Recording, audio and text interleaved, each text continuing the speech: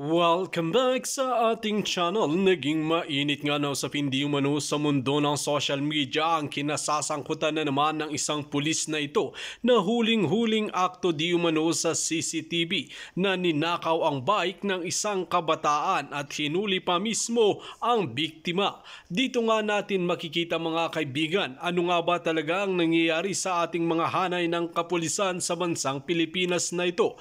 Tila kulang na sila sa disiplina or talagang gurapalan na talaga sa korupsyon ng ating bansa.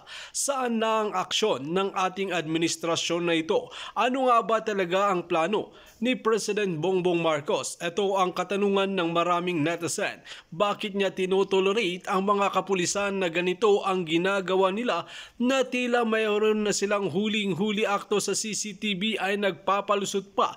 Kaya naman napasigaw ito si Dan Fernandez sa galit sa pulis na ito dahil sa kapalpakan na ginagawa at puro na lang rason ang kanyang sinasabi. Makikitaw at malinaw sa CCTV. Ngayon nga ay talagang matibay ito na ebidensya laban sa isang pulis na ito. Ngunit bakit nagpapalusot pa di umano sa kanyang ginagawa? Dito natin makikita na alam niyang may magproprotekta sa kanya sa presinto na iyon. Ngunit hindi nga ito hahayaan ng ating mga kongrehista na talagang batikusin ang mga ito. Kaya ang kahilingan ng maraming netizen ay sana magising na si President Bongbong Marcos kung ano nga ba talaga ang nangyayari sa bansang Pilipinas dahil wala nga itong aksyon sa problema ng bansang Pilipinas. Ito ang matinding banat ng maraming netizen.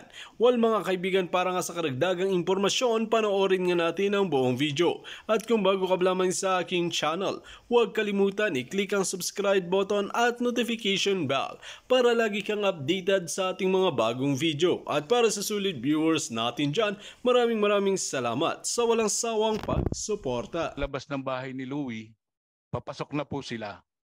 Yan pa rin po yung team leader, si Gikulia, at saka po yung unknown police officer. Sakay po niya mismo sa motor.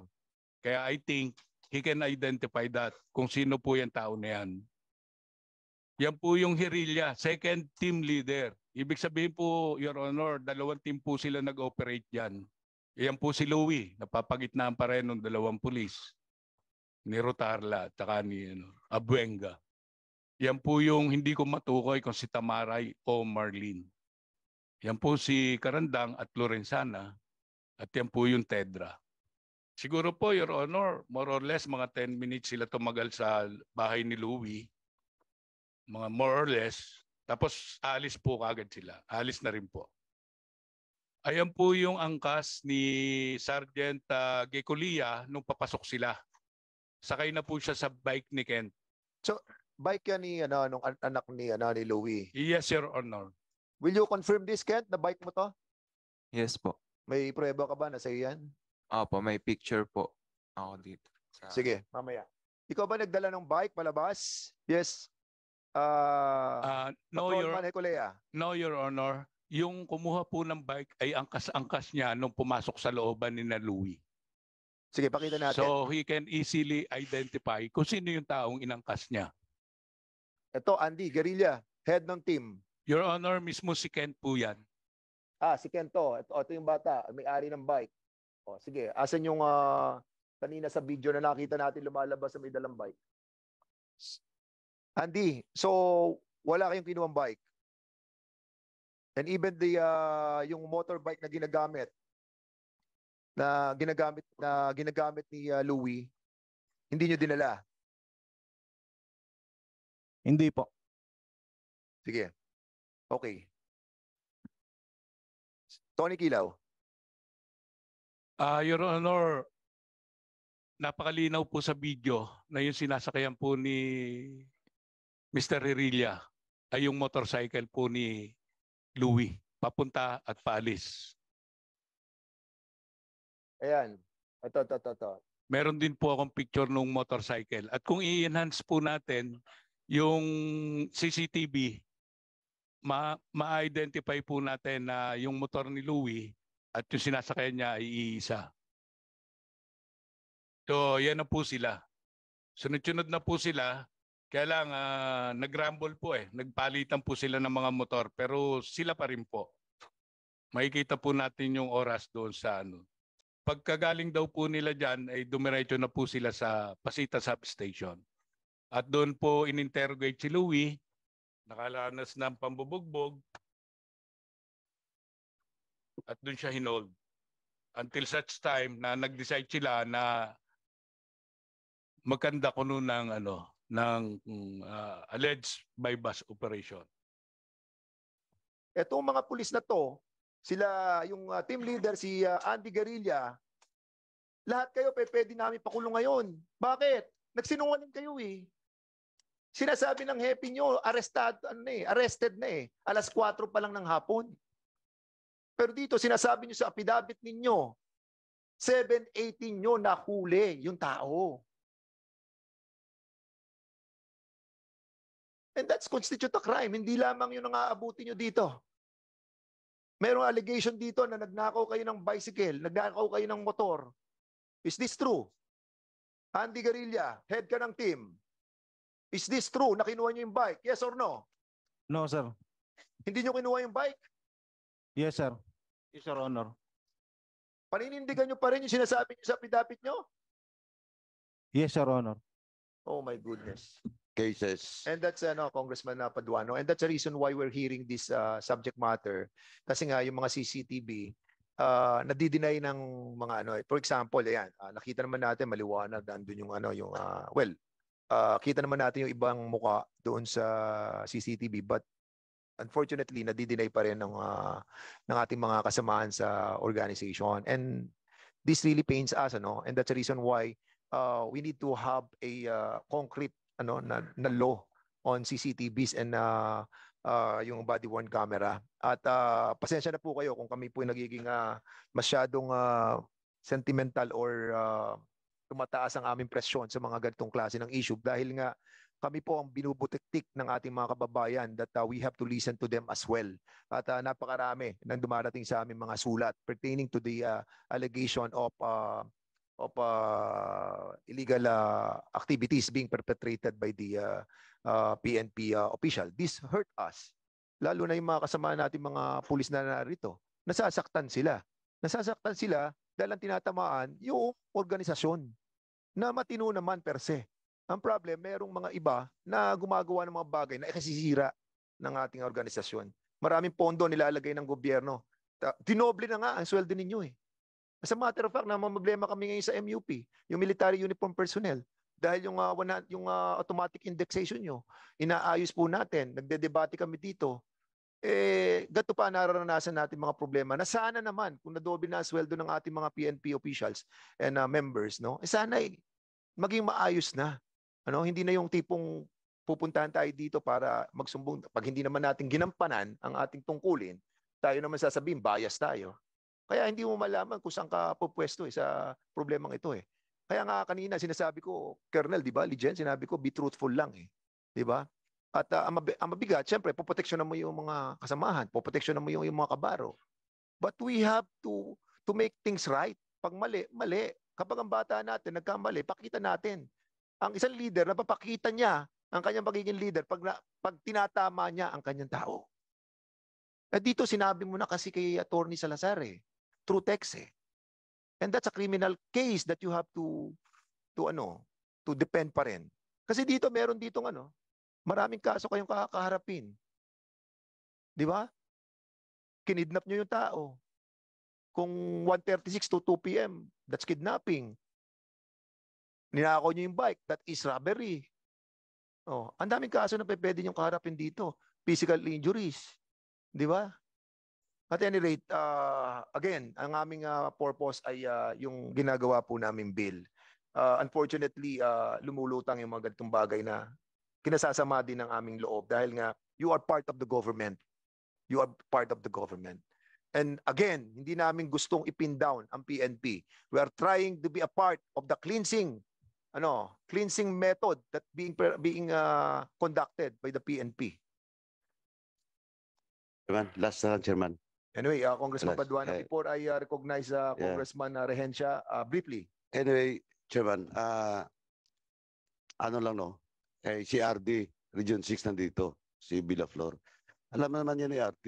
RD, how I supported the police, di ba? Pati mga projects, lahat. Di ba? Parang kabuti na muusbong doon sa mga stations natin. Pero hearing this kind of cases by policemen, parang mawala rin yung drive namin to support the police. Hindi nyo ba alam na doon sa region ko, Region 6, almost from the province hanggang doon sa regional office, nagpapatayo ko doon ng mga buildings out of meager budget kasi party list lang ako. Pero hearing this kind of practices within the organization, parang mawala yung mo. But of course, sa amin, sa region, I'm proud to say that ang police namin doon is talagang trabaho. No, though of course, hindi naman yan 100% perfect. But of course, as the chairman said, dapat wala kaming personalan dito. Well, in fact, sabi ko na nga, we are very supportive of the police organization. And organization in my region can attest to that. Since my first term, ilang hundreds of millions na ang nilagay ko doon sa mga stasyon. Dahil kailangan suportahan yung kapulisan. Now, last na ng chairman. Anyway, binanggit rin ni Napolcom with regards to the authority and power of the regional director in relation to these cases. Can we get the comment and commitment of the good regional director of Region 4A? Yung mga steps niya.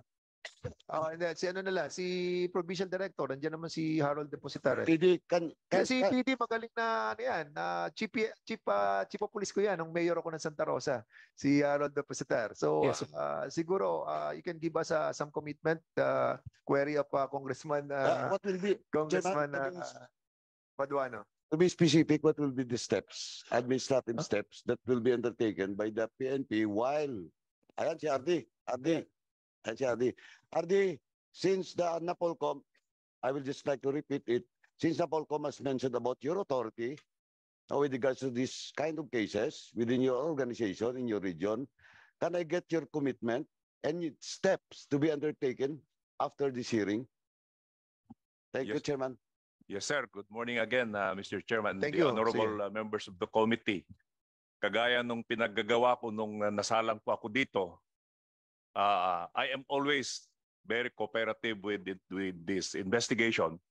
And simula noon, hindi ko po tinotolerate ang mga wrongdoings ng mga pulis natin. You will expect the full cooperation of the Regional Director of PRO Calabarzon, sir. Thank you. Okay, thank you so much, Regional Director, saka si Colonel Depositar. So we'll be asking, okay ka na? Ano lang kasi, RD, okay naman yun. May commitment ka that you are not tolerating the wrongdoings of your people down below. Pero ang ano ko lang, yung mga iniisip mo na possible steps with regards to this? Yes, sir. After this, we will conduct investigation. As what I did noong previous hearings, kung kailangan na i-dismiss ko yung pulis na gumagawa ng mali, i-dismiss po natin. Thank you, Chairman. Thank you, RD. Good enough. I am convinced with your commitment. Thank you. Thank you, sir.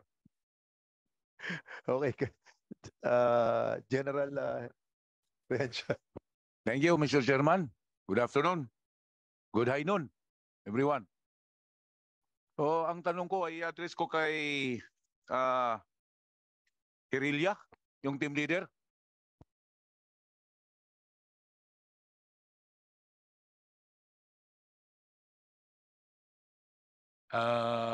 Medyo nalulungkot po ako, Your Honor, kasi hindi po naging successful yung aking pag-request ng CCTV sa 7-Eleven. Pero doon po sana, kasi the manager of 7-Eleven told me na kitang-kita daw po yung ano nila kay Louie doon. Actually, wala namang bypass, kundi dala na nila si Louie na dumating. You were telling us that merong CCTV doon sa 7-Eleven. Yes, Your Honor. And as a matter of fact, this committee asked formally sa 7-Eleven for them to be here Ah. para at least malaman po natin yung veracity ng kanilang sinasabi nyo dito sa inyong sinabmit, no? Kasi tapos ka na ba, Mr. Tony Kilaw? Actually, meron pang few pages, Your Honor. In relation to the CCTV? Yes, Your Honor. Kasi masyado nang mahaba. Kung hindi naman in relation to the CCTV, we can not discuss that anymore para at least makapag-proceed na tayo sa discussion proper. I can make it short, Your Honor. Sige, go Pero ahead, go siguro ahead. po kasi nagtataka yung ating members kung paano ko na-identify itong mga pulis na to samantalang hindi Sige, ko go naman ahead. sila kilala. Briefly na lang. Sige, go ahead.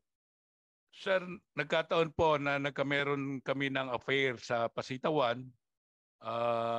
Na-invite po yung dumating po doon yung hepe ng pulis, si Colonel Ligen. So, may nakapagsabi po sa kanya na may problemang ganon. So, the good Colonel, Your Honor, requested me kung pwedeng ipakita ko sa kanya yung video. Pinakita ko po yung video. Nagpaalam muna ako po doon sa dalawa kong kaibigang abogado kung pwede ko ipakita. Pumayag naman po. Actually, Your Honor, kaharap namin yung mayor ng San Pedro City, si Mayor Art.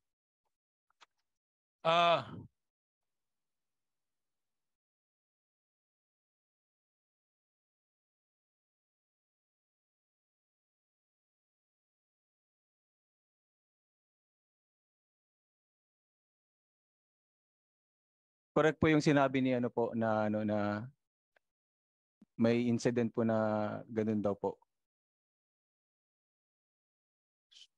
Your Honor, meron po akong picture kasi medyo malagkot po yung kamay ng isang kainuman namin, nakapag-picture siya. Yeah.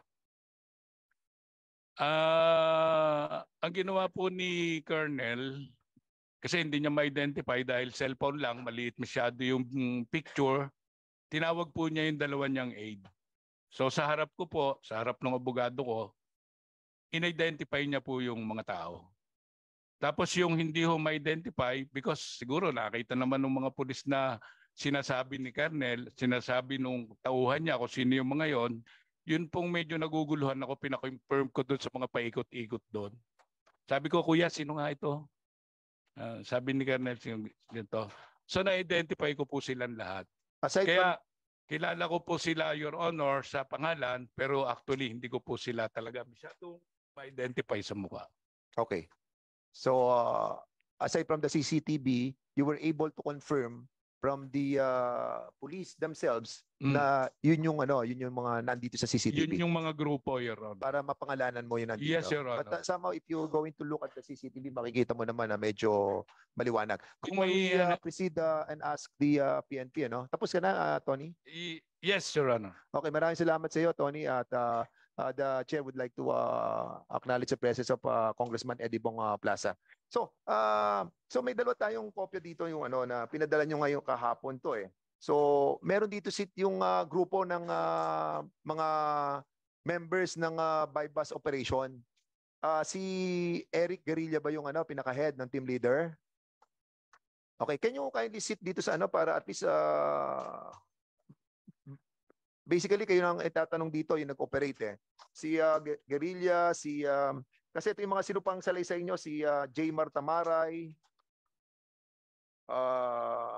si Lorenzana, si Munkel ba yun? Mungkal. And the members of the team. Sino yung mga members of the team?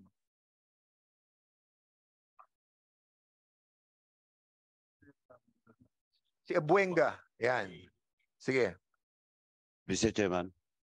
Yes, Congressman Mr. Chairman, baka makalimutan nga, before we proceed with the questions on the operating troops, Mr. Chairman, have we invited the owner of the 7-Eleven or the management 7-Eleven?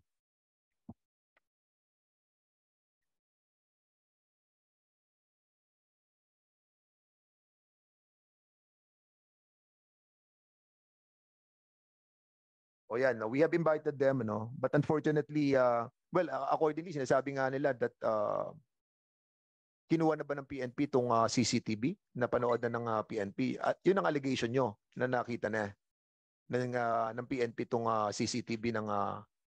Actually, ang nakakita lang po ay si Colonel at saka yung aide niya. No. What I'm talking about is the 7-Eleven CCTV. Na-review nga daw po nung branch manager. Na-review na niya to. And it appears po na nasa record po nila. Kaya lang po, medyo nahirapan po akong kunin dahil ini-insist po nila na only the police can request the Okay, copy. so Congressman Anyway, Mr. Chairman, since due process has been given to the owner and management of 7-Eleven, and in today's hearing, they are not present today. So, Mr. Chairman, I respectfully move to issue a subpoena ad testificandum to the yes, we will management and owner of the 7-Eleven. So move. Okay, there's a motion that we will be issuing a subpoena duly seconded for the 7-Eleven management, duces tecum and also duces despicatandum, no? Despicandum. Sige. Okay, any objection? Hearing none, the said motion is now approved. Okay, so tapos na si Mr. Tony Kilaw. We will be asking yung team members, no? I'll be starting the line of questioning, and then after our members can ask as well. So yung kasi nandito sa sinumpang salaysay nyo nung binabasa ko ngayon, 718 yung nahuli. Doon kayo doon yung sila na-apprehend. But according to the salaysay ng mga Kilaw ay alas 4 pa lamang apprehended na. So Can you kindly answer, Patrolman Jaymar Tamaray, kayo may mga sinumpaan dito, si Guerrilla sa Casilolansana. Asa si Tamaray muna. Yes, Tamaray. So, can you kindly confirm the veracity of your report in spite of the fact that we have the CCTV? Good I morning. would like to remind each and every one of us in here, please, reminder na to sa lahat. Please observe honesty, no? And truthfulness of your statements, no? We don't want to, again, a reminder, ayaw namin gumawa ng mga bagay na hindi nyo magugustuhan. So be truthful lang po, no? Sige, go ahead, Patrolman Tamaray. Good morning po, Your Honor. Your Honor, yung naganap pong bypass, Your Honor, is nung 3:45 PM ng May 18, 2023, may isang informante po nagsabi sa akin na may nagaganap daw pong bentahan ng illegal na droga sa Putol, Quezon Street, Barangay Cuyab, San Pedro City, Laguna. At yun po ay aking pinaalam sa aking team leader na si Police Staff Sergeant Andy Hirilla. 5 yun, no? Yes, yes, Your Sinasabi Honor. mo. And then after, dito sa affidavit nyo, 4:22 ng hapon, ay nakipag-coordinate na kayo sa PIDEA. And then after that, 7:03, nagkasama-sama na kayo doon sa area, pumunta na kayo sa Cuyab. I know this place because I've been a congressman for 9 years sa Cuyab. At alam ko yung pasikot-sikot sa Putol sa San Antonio. At 7:03, from the station, saan kayo nanggaling dito? Sa police station sa Plaza or sa Pasita? Sa main station po. Dito na sa Plaza? Opo. Okay, so from there, dumiretso kayo ng Cuyab, 7:03. Jump off po namin, yung 703 po is jump off po namin yun. Correct. Yun po yung paglabas po namin sa main station po namin, papunta sa area kung saan magaganap po yung bypass. Okay, so according dito, 7:18 yun na-apprehend yung si Kilaw. Is this true? Yes, Your Honor. So 7:18. So 15 minutes from the area, pumunta kayo doon, 7:18 nahuli nyo na. Yes, Your Honor. And according to sa accused, saka yun sa kapatid, saka sa anak, ay alas 4 pa lang ay nasa inyo na yung tao. Sige, go ahead, Mr. Tony Kilaw. Sir, more or less po is mga 1:40 in the afternoon. Okay, so mga 1 p.m., mga gano'n, 1 to 2 p.m., hawak nyo na yung tao. So, will you confirm or deny this?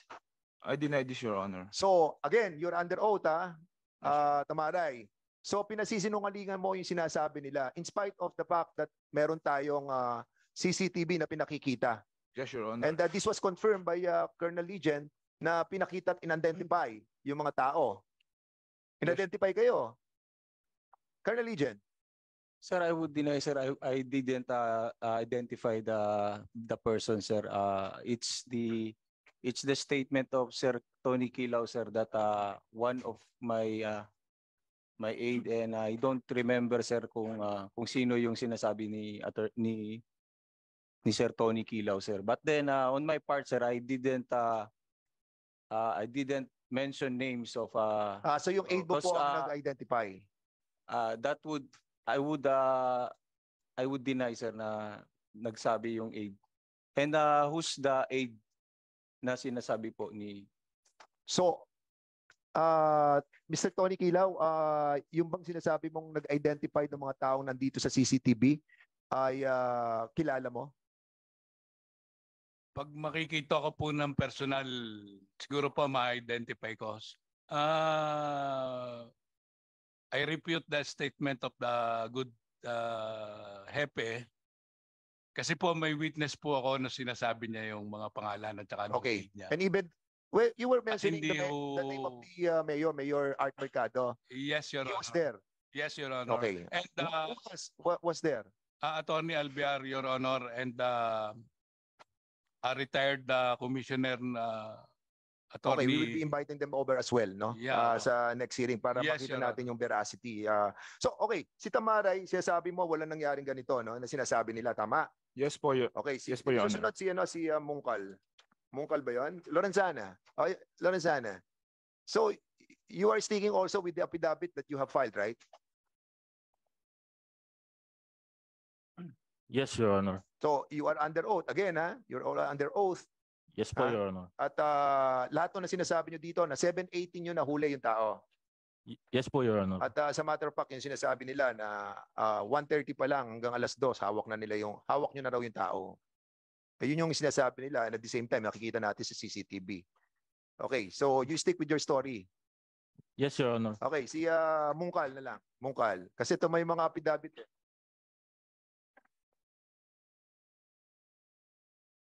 Good afternoon, Your Honor. Sige. Sir, you have the sinumpahang salaysay dito rin po. So you deny or confirm? Deny po, sir. Dinideny mo rin Yes. itong at hindi nangyari itong sinasabi nila. Yes, Your Honor. At itong CCTV, walang katotohanan. Yes, Your Honor. Okay. Sige. Alright. Si Guerrilla ba yun? Guerrilla? The head of the team? Sige, Guerrilla. Yes, Your Honor. You deny as well. Yes, Your Honor. Okay, dinideny din po ninyo. Okay. So siguro ang tanong ko na lang kay Louie. Louie, sinabi mo kanina ikaw yung nandun sa yung lumabas. Kitang-kita naman yung mukha mo nung lumabas ka doon. Ikaw 'yon. So, umalis ka. Nakita namin, umalis ka. Tapos bumalik ka, naka-hood ka na eh. Yes, Your Honor. Oh, so sino yung kung nakita namin naipit ka eh. Ando sa CCTV eh. Sino yung nandong dalawang sinasabi niyong pulis na naipit ka sa gitna? Sino yun? Sir, nung nandun po ako sa may 7-Eleven bago po kami umalis sa San Antonio, yung pagkakaipit po nila sa akin is hindi naman po ako makatingin sa kanila, sir. Merong speak louder please. Ito po yung jacket na suit ko. Ano mo nga yung mic mo. Pakipatay yung kay yung sa kapatid mo ba si Tony? Hello. Pakipatay yung isa. Sige. Ito po yung jacket na suit ko noon. Tapos parati po nilang hinihila yung meron po itong tali. Tapos pag hinilap mo po yung tali, bababa siya. Pakitaas mo nga yung jacket mo para makita natin. Yan. Ito po yun, Honor. Meron po siyang hood. Meron siyang... Meron. Wala, kinuha sa jail. Yung pong tali po niya nawala na po. Pero may tali po yan. Pag Anyway, hinilap po yung para tali. to cut the story short, ma-identify mo yung dalawa na kumuha sa iyo sa sa mga kasama natin sa PNP. Can you kindly show the video yung para makita po natin? Actually, sir, medyo nalilito po ako sa kanila kasi malayo po. Tapos sabi ko nga po kanina, ngayon nung pumasok po sila, kanina lang po ako nagkamero ng rights para tingnan ko po yung mukha nila. Hindi ko po masyadong ma-identify sila eh. Medyo malabo po yung mata ko, sir, sa malayo eh. Hindi ko po sila masyadong makita Okay, sa ngayon. kanina may binabanggit ka, no? Kasi may nabanggit ka, Mr. Kilaw, that you texted your sister, no, with regards doon sa para tulungan kayo sa ni admin ano pangalan, Attorney Leonardo? Yes, Your Honor. Kasi by that time, nag-iisip po kami kung anong operating unit, kung anong yung humuli sa kanya. Kanino kayo humingi ng tulong? Sa kapatid mo? So, I advised my sister na kausapin yung husband niya na kasi alam ko friend nung bayaw ko yung si Attorney Henry. At sino yung Attorney Henry na yon? He is the kasalukuyang City Administrator of San Pedro. Okay, so yung City Administrator, kausap ng bayaw mo? Nang bayaw ko po. Attorney ano siya? Attorney Oliver Leonardo, Your Honor. Attorney Leonardo. Yes, Attorney Your Leonardo, can you kindly state on this committee yung pong authenticity and veracity of the statement of Mr. Kilaw regarding dun sa pag-text? Anong oras ka nag-text, Tony? Anong oras ka nag-text sa kapatid mo?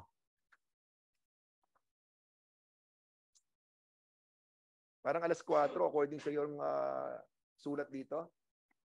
Your Honor, hindi ko na po in-indicate yung time. But pwede ko pong i-retrieve sa cellphone ko. Sandali. Sinabit nyo sa akin yung kahapon. Like,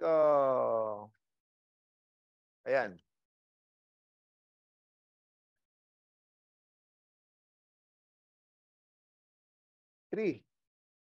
At ang reply sa iyo, 4:40. So, Attorney Salazar, can you kindly confirm kung forward text to, no? Forward text to, Tony Kilaw? Yes, Your Honor. So, Attorney Salazar, can you kindly confirm kung meron? Attorney Leonardo pala. Sorry po. Good morning, Mr. Chairman, and to the honorable members of the Committee on Public Order and Safety. Yes, I do confirm the exchange of messages between me and City Administrator Attorney Henry B. Salazar. When in fact, nung May 18 po na yun, yung cellphone ko po, later ko na lang na-notice that as early as 2:48, then there was another call on 3:05, 3:33. I was able to talk only to my wife at close to 4, maybe 3:58. Ang message is that my brother-in-law was picked up by the police. We don't know yet the circumstances.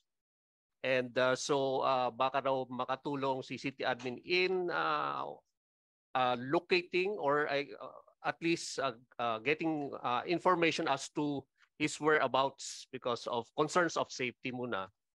And I was able to call Attorney Salazar 4:02. I told the name of my brother-in-law, Louis Franco Kilaw, and nung 4:10 PM pa lang siya nag-message, which I confirm the earlier statement. Sir, good PM, Louis Franco B. Kilaw is arrested for violation of RA 9165. He is now undergoing arrest procedure and documentation at Pasita Substation, sir. And my reply is thank you, Pre. And then there's another message coming from Attorney Salazar. Sir, good PM, Louis Franco B. Kilaw is arrested for violation of RA 9165. He is processed for documentation and inquest procedure tomorrow. Tapos po, Mr. Chair, 11 days ang nag-elapse bago ko natanong kung sino po ang nag-text. The response to me was that, Pre, tanong ko kung sino nag-text sa iyo niya na police officer. The reply to me by Attorney Salazar was that finorward sa akin ng Chief of Police, Pre. anong nangyari sa So in other words, yung chief, si Colonel Lijen, ang nag-text kay administrador na sinasabi na nahuli na si Louie Kilaw, alas 4 ng hapon nag-text sa iyo. Maybe even earlier kasi Okay. 4:10 Even 4:40 na earlier. po sila nakapag So in other words, you confirm the statement of Tony Kilaw na merong nag-text sa iyo si admin. At sinasabi ni admin, ang nag-text sa kanya ay si Chief of Police. Yes, Mr. Si Colonel. Chair. Colonel Lijen.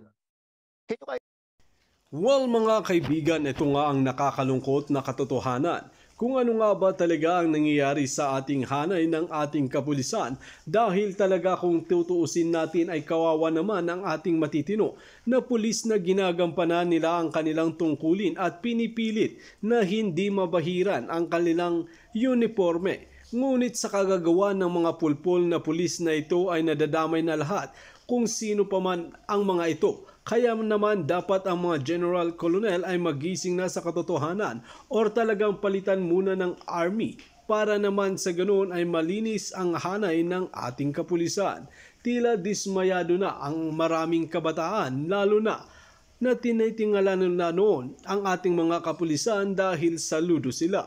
Ngayon nga ay talagang nagdadalawang isip pa sila kung pagkakatiwalaan pa ba ang mga kapulisan na ito. Well mga kaibigan, kung kayo ang tatanungin ano ang inyong mga opinyon, just comment below sa ating comment section at ating pag-uusapan.